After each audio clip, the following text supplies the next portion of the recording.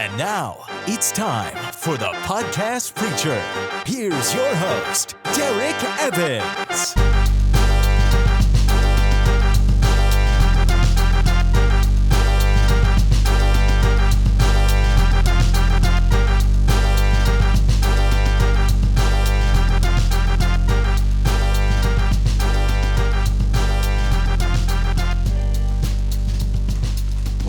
Facebook fam, happy Sunday night to you. I am coming from our new place. We've been moving all weekend, so building out my office here, and it's been 3 long days, but I've been promising a lot of my friends who've been asking me like, yo, Derek, what the heck? You were probably the last person that we expected who would be talking about Jesus. Where did this come from? How could someone who's so practical, someone who's so logical, come to the conclusion that Christianity makes sense and that Jesus was God in the flesh? How could that be? And it was a very long journey. It took 25 years.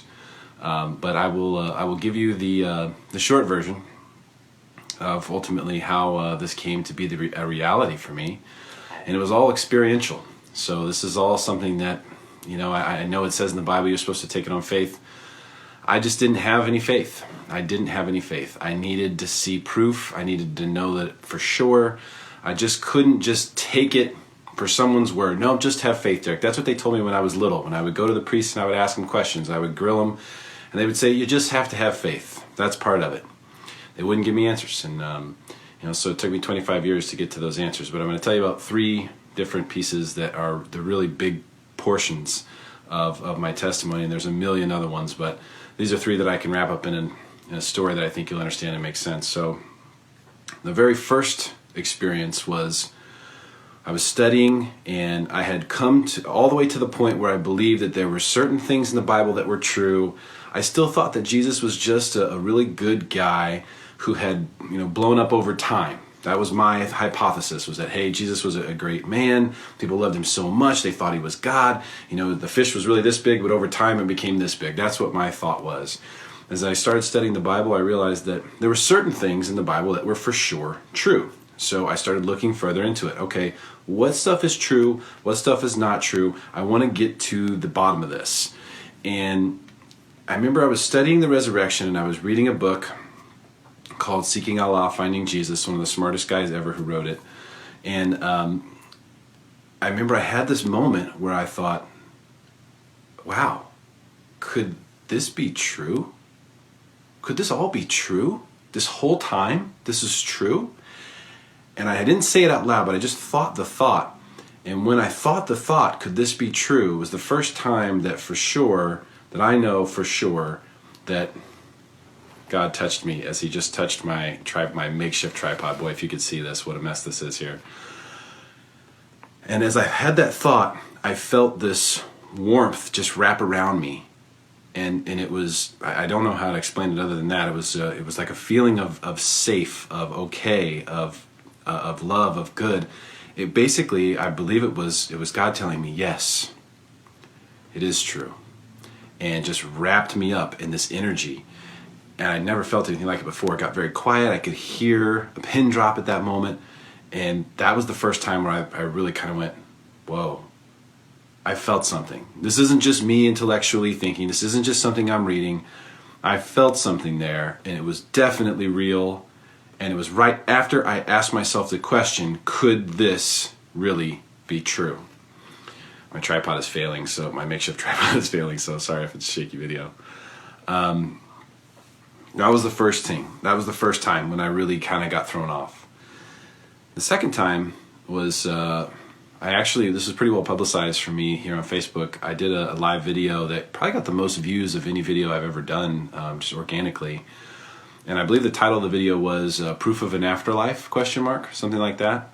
I walked through the events that had taken place over the course of a few weeks where a light kept coming on in my home, previous home that we just moved out of. And it was one of those things where we had been traveling a lot. There was volleyball. We had other travels going on. And every time we came home, the light was on.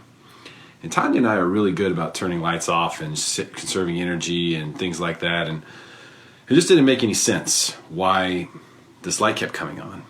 And so finally, after this happened a few times, one night before I went to bed, I said, okay, I turned the light off. And I looked at it, I did it so deliberately, I turned the light off, and I knew for sure I'd turn the light off. Went to bed, woke up in the early morning, 3 or 4 a.m., saw light coming out of the living room.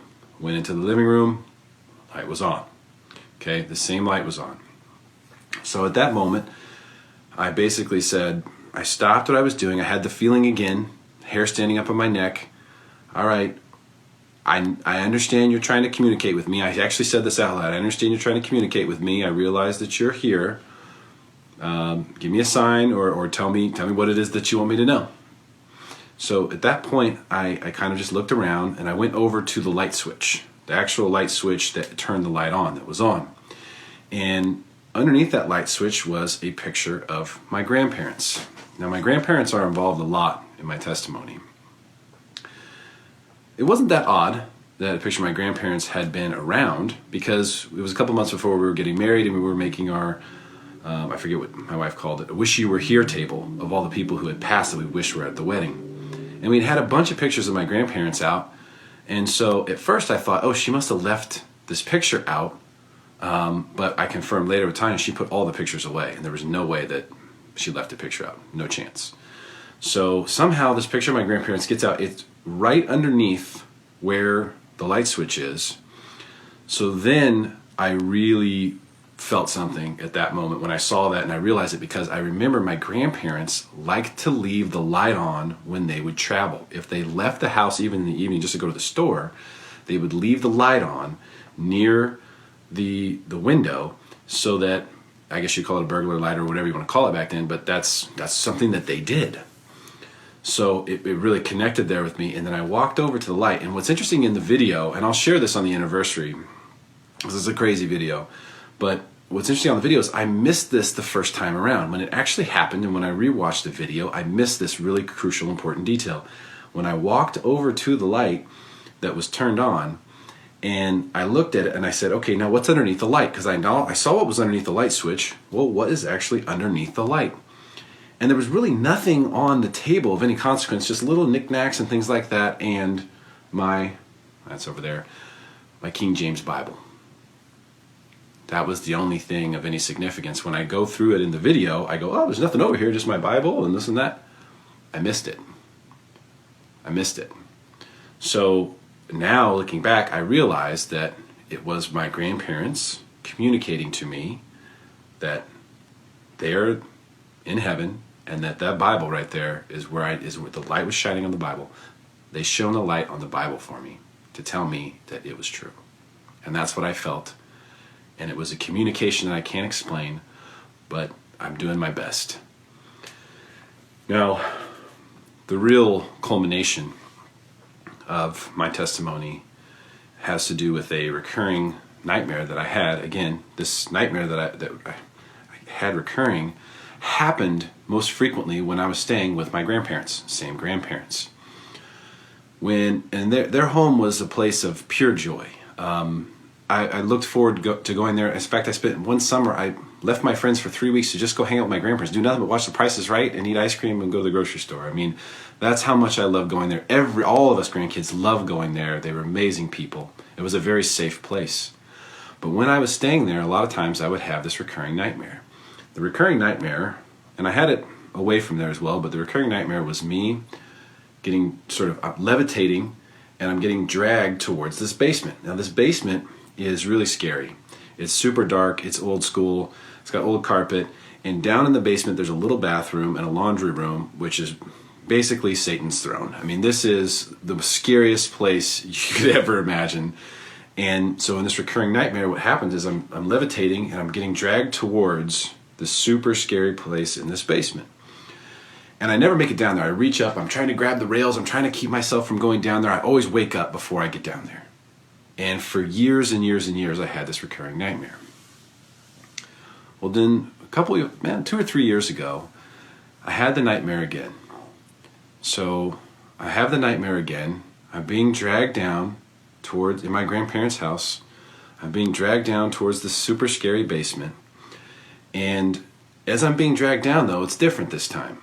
The difference now is that I'm not scared. I'm not scared this time. I'm still levitating. And then what happened was, because I wasn't scared, I didn't try to hold on to anything. I didn't try to stop myself from going down into the basement. I just floated down to the basement. And then as soon as I got down into the basement, I actually got upright and just started walking around. And I had this incredible calm and this incredible confidence that I was fine and everything was fine and everything was going to be fine. So what I decided to do with this newborn confidence was I decided to walk straight over. I got hair standing up on my neck just talking about this right now. I decided to walk straight over to that super scary Satan's throne laundry room. And I walked over there and I opened the door and I feel totally calm and confident. And I look in there and it doesn't seem to be anything. I saw a little light and then boom, there he is. The scariest looking thing you can ever possibly imagine. The best thing I can describe it to you is this is Darth Maul. If you're a Star Wars fan, you know what that is. Times 1,000. It is the scariest looking creature, thing, being, whatever that you could possibly imagine I've ever seen. And I was face to face with it, just face to face with it. And it was making these noises.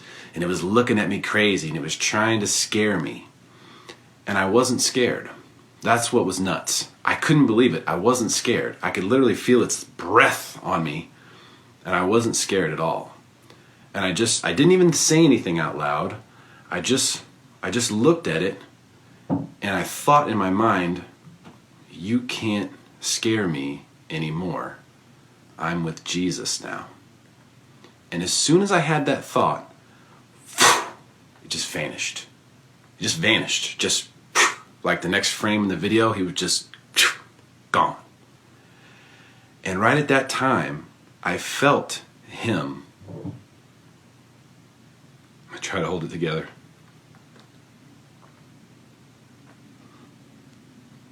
He was with me.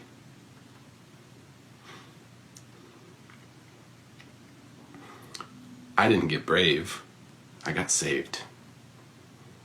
And it wasn't me who got strong. It was him who saved me. And that was the realest thing that has ever happened to me. So if you want to know why, it's ugly cry time. If you want to know why I post videos, if you want to know why my faith is there, it's real. I experienced it. I experienced him. I felt it. And I continue to. Things have changed for me. The way that I feel, my desires, these things have all changed. It's not because I've talked myself into it. It's not because I believe a story that someone told me because it sounded good. It's because I experienced it. I have experienced him. I've experienced his love. I've experienced the truth. And that's why I want to share it. So that wasn't easy for me, but that's what happened. That's the testimony. After 25 years of looking, searching every nook and cranny in the spiritual world, I ended up in the same place that I began, in a church, talking about Jesus. Only this time, I know that it's true and it's real. And my hope in sharing this with you is that you'll not only understand where I'm coming from now, but that you'll also want to do the same, even if it's difficult, because those of us who have felt his love, it's this feeling that it's so amazing you can't imagine that you deserve it. That's what it feels like. This thing that's so amazing that when it touches you, you just go, I don't deserve that. I mean, you just have this overwhelming feeling of I don't deserve this. And it's true. We probably don't. But it's hard to explain, but it is real. And so I hope that other people will, hopefully I'll see some testimony videos come out of this. That's my hope and my dream for you guys. So thanks for listening. Share this if you if you want other people to hear this story as well. And God bless you all. Have a good night.